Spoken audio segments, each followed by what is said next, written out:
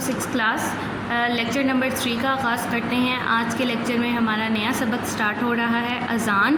اپنی کتاب کھول لیجئے، صفحہ نمبر 11۔ اذان، فضیلت و اہمیت۔ اذان کے سب سے پہلے معنی بیان کیے گئے ہیں یہاں۔ اذان کے معنی کیا ہیں؟ اعلان کرنا، یعنی یا اطلاع دینا۔ اطلاع کس چیز کی دینا؟ نماز کی۔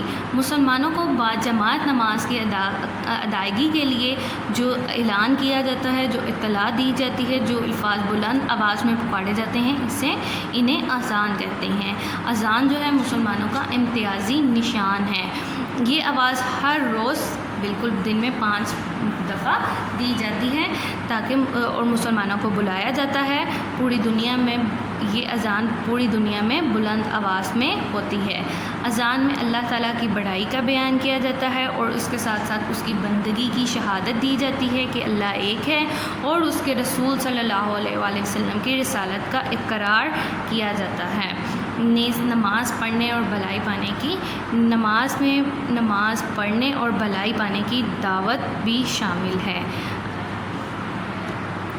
نیکسٹ ٹاپک ہے اذان کی ابتدا، یعنی اذان کی ابتدا کیسے ہوئی۔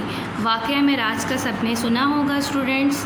جی، معراج النبی 27 رجب کو ہوا کہ اللہ تعالیٰ نے اپنے نبی صلی اللہ علیہ وآلہ وسلم کو اپنے عرشوں پر بلایا اور تحفے میں نمازیں عطا کی۔ معراج کے وقت مسلمانوں پر 5 وقت کی نماز فرض ہو چکی تھی، لیکن مکہ مکرمہ میں کفار کی وجہ سے مسلمان باجماعت نماز ادا نہیں کر سکتے تھے۔ جب ہجرت کے بعد آپ صلی اللہ علیہ وآلہ وسلم مدینہ منورہ تشریف لے آئے اور مسجد نبوی کی تعمیر مکمل ہو چکی، تو پھر ضرورت پیش آئی کہ مسلمانوں کو باجماعت نماز کے لیے کیسے بلایا جائے۔ اس کے لیے اذان مقرر کی گئی۔ ایک مرتبہ اسٹوڈنٹس یہاں پر واقعہ بیان کیا گیا ہے۔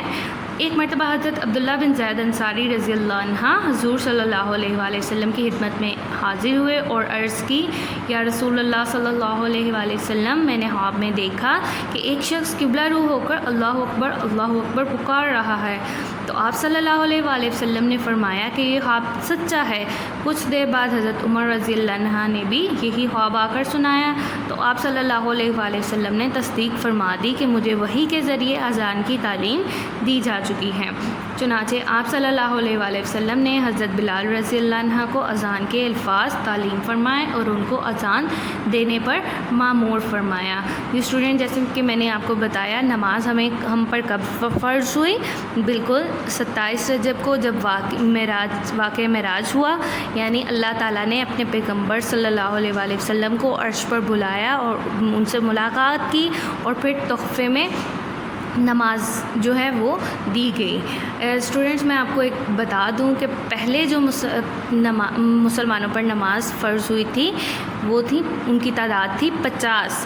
پھر آہستہ آہستہ ہمارے نبی صلی اللہ علیہ وآلہ وسلم نے ہماری آسانی کے لیے ان کو کم کروایا، اور وہ کتنی رہ گئیں تعداد میں؟ جی بالکل 5۔ اور اس نماز کو ادا کرنے کے لیے پھر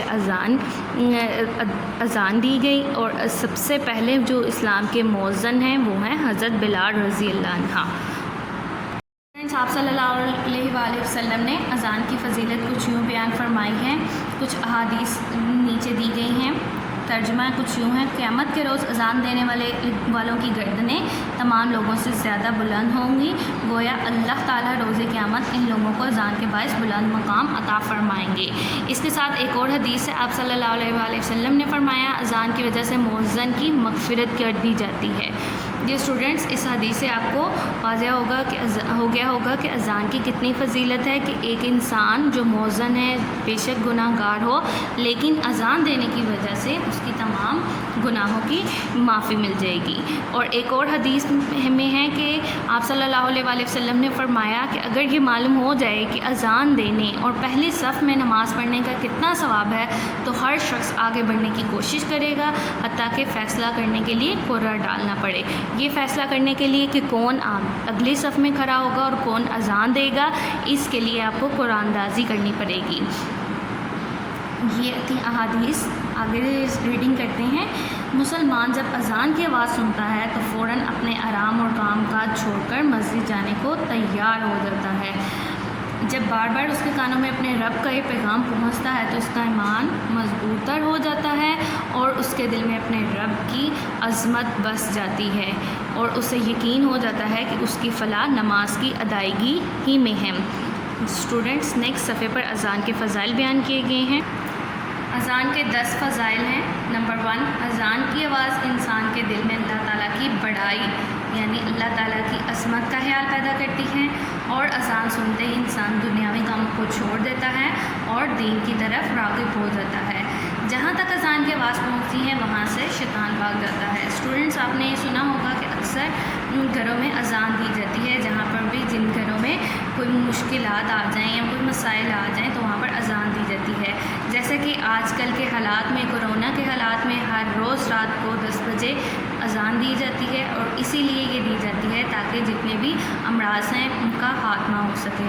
اذان دینے والے مقام پر اللہ تعالیٰ کی رحمت نازل ہوتی ہے۔ اذان کی وجہ سے انسان میں وقت کی پابندی کا خیال پیدا ہوتا ہے۔ اذان مسلمانوں میں اتحاد اور اتفاق کی دعوت ہے۔ اذان کی آواز جہاں تک پہنچتی ہے وہاں تک موجود ہر چیز قیامت کے دن اذان دینے والے کے حق میں گواہی دے گی۔ انشاءاللہ مؤذن پر اللہ تعالیٰ کی رحمت نازل ہوتی ہے، یہ ہم نے حدیث میں بھی پڑھا ہے۔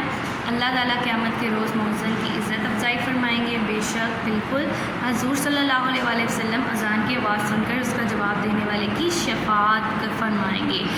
جی اسٹوڈنٹس، ہماری ریڈنگ کمپلیٹ ہو چکی ہے۔ آج کے ناظرے میں آپ کے پہلے 4 کلمے شامل ہیں۔ آپ نے پہلے 4 کلموں کو دہرانا ہے اور اس کے ساتھ ساتھ آیت الکرسی آپ نے یاد کرنی ہے۔